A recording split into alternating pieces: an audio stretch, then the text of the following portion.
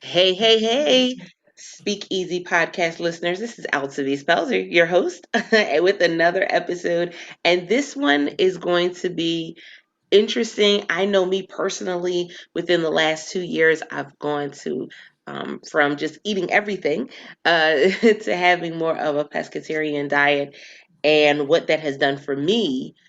And then also, some supplements and things that I've been using.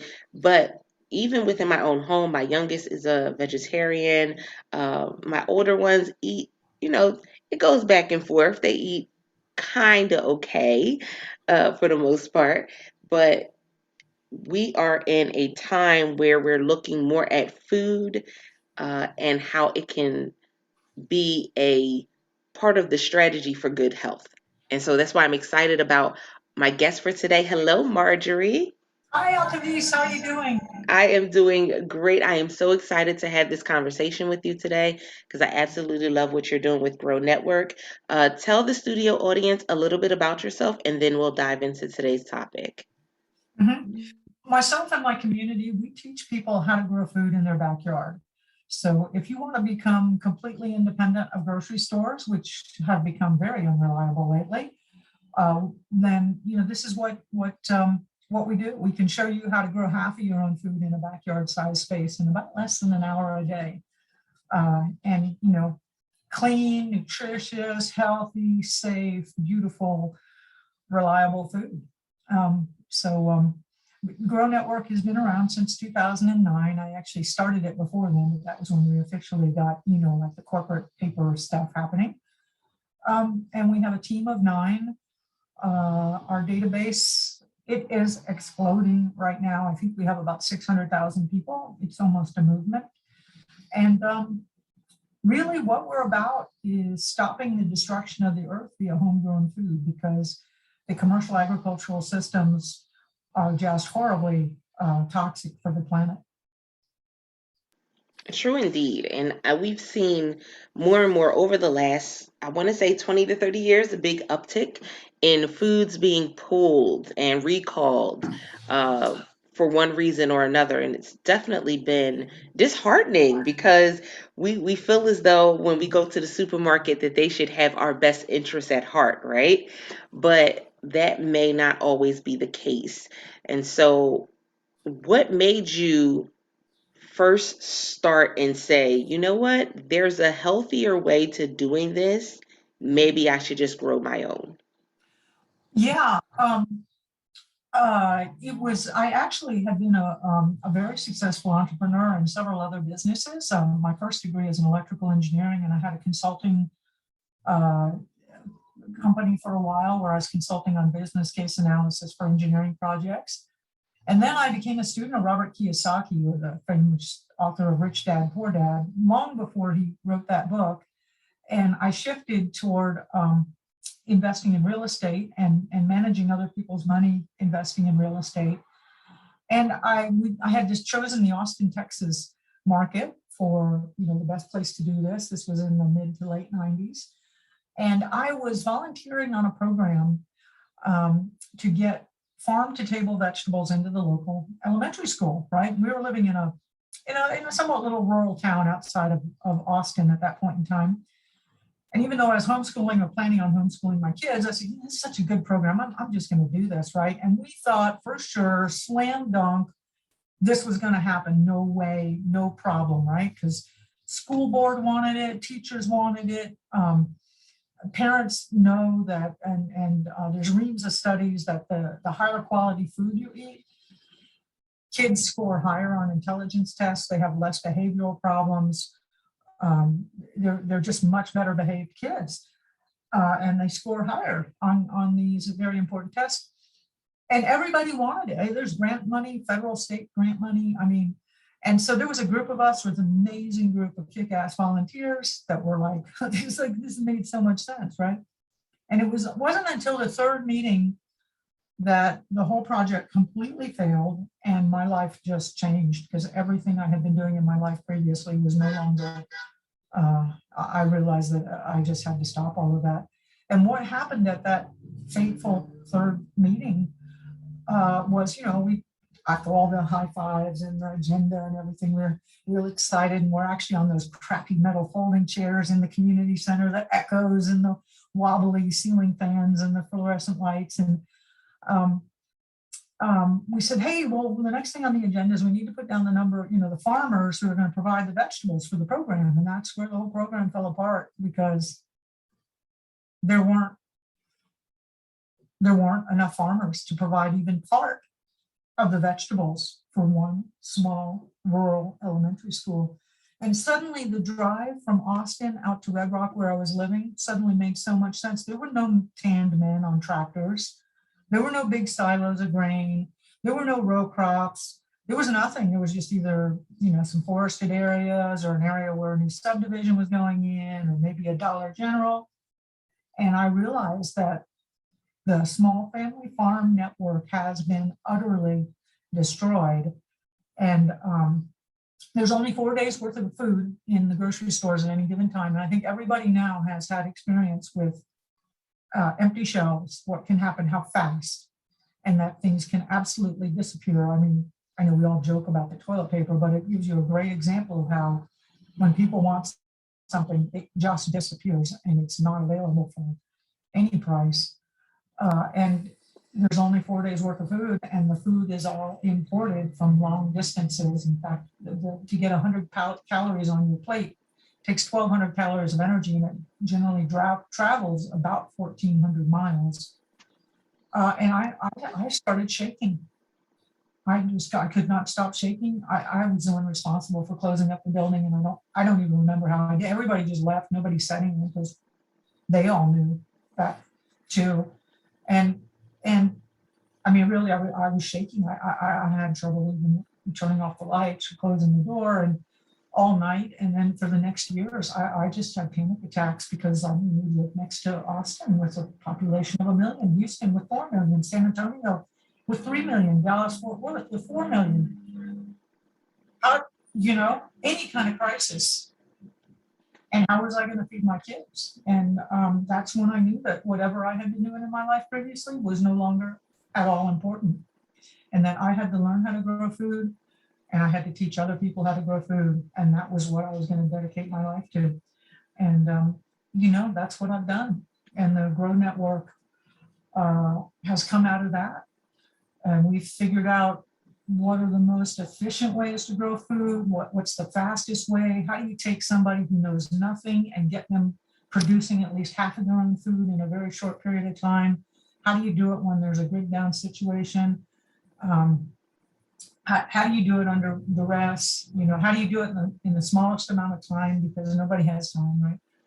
And so I'm very grateful that things have managed to hold up as long as they have, although I think you can see and everybody can see that it is falling apart. And, I've listened to some of your other Altovise. I've listened to some of your other podcasts, and I really, really appreciate the guests you have and the upbeat perspective. And I think, and the Grow Network has not been a very easy business to build, because quite frankly, teaching people how to grow food up until now has not been the sexiest business. I mean, it's not like weight loss or you getting laid or anything like that. All the other stuff that people are like, yeah, I'll spend money on that, supplements, Oh yeah, So that's been on a huge wave at this point. yeah, I get it. But so teaching people how to grow food has not been an easy business to build. But over and over again, I go into, this is absolutely needed. There's a time when this is absolutely, we really are at that point in time where it is absolutely needed. And you know what the really interesting thing is learning how to grow my own food. First of all, I started to get really, really healthy. So I'd had really severe allergies. I mean, like for the month of February in Texas, I would be like completely almost bedridden, just allergies so bad from cedar fever. That's completely gone. And I had, all kind of really sensitive to cold. That's completely gone. I'm just so much stronger. I can work a full 8 or 10 hour day, hard physical work, and I'm fine. Just my level of health and fitness is incredible. On a mental and emotional level, what's going on in the world right now is freaking, sorry. Like, it is just insane what is going on. And, we don't need to go into all that because there's a lot of other outlets that do a much better job, but it's crazy. And, and I know that the amount of mental health problems are skyrocketing, and people are like taking drugs or they're doing this stuff. I don't have those issues because I know that I can provide my own basic needs for myself directly from the earth. And if the grocery stores close, I'm going to be inconvenienced, but I'm not going to be, it's not going to be a big deal to me. Inflation and hyperinflation, it's happening. Again, I'm pretty immune to that, right? Because my core basic needs, I have the skills to do that, right? So my emotional health and my mental health are, and if I remember, I was telling you, I was completely panicked when this first happened. And so if you have people out there that are really upset and panicked, I know it sounds so humble and so simple, but really learning to grow your own food will help you emotionally in so many ways. And then the next layer, so, physically I got healthy, emotionally and mentally, I got so much more stable and calm. And even with all the disruption that's going on right now, I'm very happy and centered. But the real cherry on top is the unbelievably deep connection you make, no matter what your spiritual practice is. Growing your own food will deepen your relationship because you're working directly with forces of creation. And as you start to do that, it's just mind-blowing, the things that will happen to you, the magic that occurs, the serendipities. It's incredible, and it's so incredibly amazing. So on every level, and people are like, and I know for years, I've built this amazing organization. I meet somebody on the airplane, and what's your elevator pitch? And I'm like, no, I teach people how to grow food in their backyard, and they immediately, like, I'm a middle-aged white woman, right? And they immediately think I'm somebody's housewife and I have a little dinky business, right? Of course, right? Of course, right? Being a woman, the whole thing, right? And they have no idea this is an organization. We are, we actually are over $1 million in revenue now. I have a team of 9. We have products. We have systems in place. We have a whole media center, a forum, a store, academy. Building all that is not like some middle-aged housewife who sits in the backyard and piddles in the garden. It is hardcore business to build all of that out. It is. It is. And Yeah. when we think about health, the health industry as a whole, is $1 billion business. Whether it's keeping you healthy or taking care of you after you're no longer healthy. And that's just the reality of it. And I think Mhm. that was a hard truth that we learned during these last few years, especially with the pandemic, was you're going to pay for it. You're either going to pay for it before or you're going to Mhm. pay for it after. Yeah. Yeah. Yeah. I know for years, and my sweet ex-husband, I always insisted on the highest quality food, and then of course, I grew a bunch of it, and fortunately, he supported me in that. And I'm like, look, it is more expensive. And it's definitely expensive because some of my time is doing this, right? And I'm a highly trained. My first degree is in engineering. My second degree is like an MBA. And I have all this. I achieved the highly coveted commercial real estate investment membership. And all of that was laid aside. So very extremely educated, talented. I could have been making a ton of money if I'd been in the workforce. You have to look at the opportunity cost lost of that because I'm growing food for the family. But everybody is extremely healthy, right? My kids are extremely healthy. I'm extremely healthy. And X, bless his heart. And I mean, you brought a bunch of things to the forefront too, because knowing for me personally, as an African American woman, growing up in Philadelphia, we didn't think about gardening. We didn't think about, listen, you barely saw people who had their front yards actually cut. But when we moving from the city into where I am now in Maryland, and I'm looking and I'm like, there's farmland around us, there's an orchard, we can go to the orchard and get fresh fruits and, pick it right off of the actual tree or the actual vine. And like, it's a different experience. And I think that's one of the most valuable pieces that we have to understand is when we switch up our experience, when we allow ourselves to experience other things, then we can see the change and what's going to happen. Because so many people are fearful of that change because they haven't experienced what's actually going to happen. And so you start to eat better. But not only are you eating better, you're finding yourself experimenting with new different foods and different fruits and different vegetables. And I remember my daughter became a vegetarian a year before I, decided to become the pescatarian. And she would ask questions and she would have me looking for things at the farmer's market. And, I'm seeing all of these different items and I'm like, okay, I've never ate this. I've never even heard of this. Like things like the dragon fruit. I was like, I had never heard of a dragon fruit. Um, Aloe vera water and everything that comes along with drinking aloe vera. And I was just like, all of these things you get to learn once you have exposure. And so I love that. Yeah, and it changes you and broadens you, and not only is it just in your taste, but you are what you eat.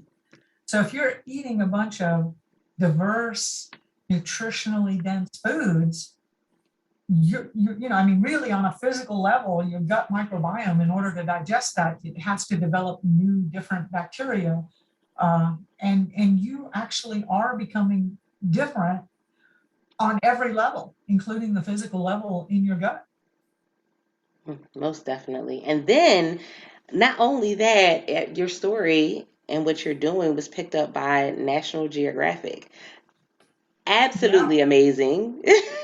yeah, that was pretty fun. Yeah, yeah, they did that, and then I couldn't believe it. Who's who in America is like, can we do a piece on it? I'm like, oh my God.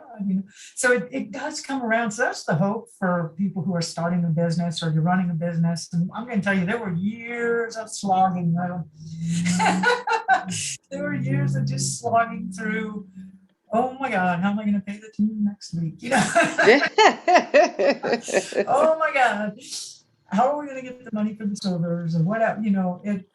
Just years of it. And unfortunately, right now, just because we're headed into such a crisis, is when we're actually really beginning to explode. But on the other hand, that's exactly what this business was built for, was to be here to serve during this period of transition.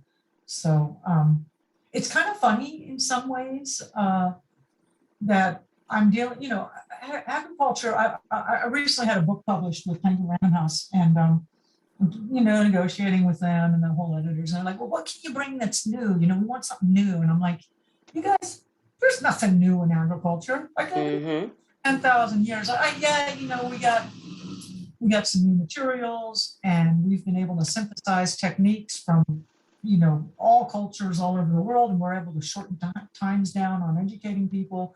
But really, we're still coming down to plants growing, chickens eating, rabbits breeding. I mean, that's been going on for 10,000 years. There's nothing new. Right. People have done this. Your great grandmother, all the way on back, and they didn't have electricity. They didn't have degrees in genetics. I mean, this is just basic stuff, which is super empowering because anybody, we can still do it. We can still do it. And now we do have the internet where we can share information. And I'm so hopeful. One of the incredible things, sometimes, our news, if it bleeds, it leads, and we all hear about all the negative stuff because it is sensational. But humans are an unbelievably cooperative species.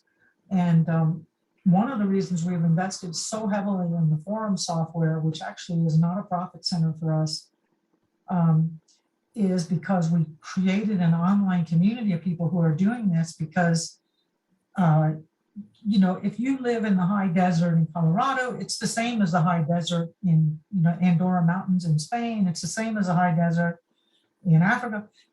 That those bioregions, we can connect them all around the world, and we can all magnify and increase the speed of learning and education and sharing of information so much faster with the online platform that we've created. Um, and I'm so hopeful about the transition we're going through. The existing food supply is really essentially toxic, to be honest, if we're going to be straight up about it. And we absolutely need to reinvent or rediscover the local, recreate the local food supply. And that's the transition that we're heading into. And you know what, though, with great change comes great opportunity. I mean, there's so many opportunities that are opening up now for holistic medicine, or local food production, farming, local processing, local distribution. I mean, we're in this chaotic change, but I'm so hopeful for all the businesses that are going to open up, that are small businesses. Yeah, that makes such a big difference. And I'm loving the fact that we do have that connection with people all over the world to be able to educate each other, support each other, provide insight, because there's always something that we can learn, and that's how we're able to take this to a whole nother level. So I thank you so much for being a guest on the show today, Marjory. Let everyone know how they can find out more about the Grow Network and how they can connect with you if they're interested in starting their own garden in their backyard. Yeah, so we're much more than gardens, I just want to say, but that's definitely a key component. I really recommend people go to www.growhalf.com. It's a great introductory place. I have a short video there where I show you how you can grow half of your own food. I've spent years drilling it down to this little simple 3-part system that produces the most amount of food in the shortest amount of time. It's a free video. And then we will, we'll get you online with our newsletter and introduce you to people in our forums. And of course, we've got products and services to take you further, but we really are we're structured as a for-profit business, but we actually haven't really ever done much of that. We're more of a mission and purpose driven business. And we really get now, especially, it's more important than ever for people to be growing their own food. So head over to growhalf.com, and that'll be the best way. Great. I love it. Guys, it's all about creating the space, that's going to give you the best return, that's going to give you the healthiest return. We're seeing so many changes in the world around us. Guess what? There are still ways that you can create an atmosphere that is healthy for you and your children. There's still the opportunities for you to learn something that can definitely change the dynamic of your household, your community. Every once and again, we'll see a community garden pop up. That is an amazing opportunity to shift things for not just you. So I'm excited. Thank you so much, Marjory, for coming on and being a guest. SpeakEasy Podcast listeners, I hope you were taking great notes during this episode. Go back, listen to it again. You may get inspired to think about some things differently when it comes to life or business, because that is what this is all about. My name is Altovise, your host. And until next time, guys, don't forget to press it out. See ya.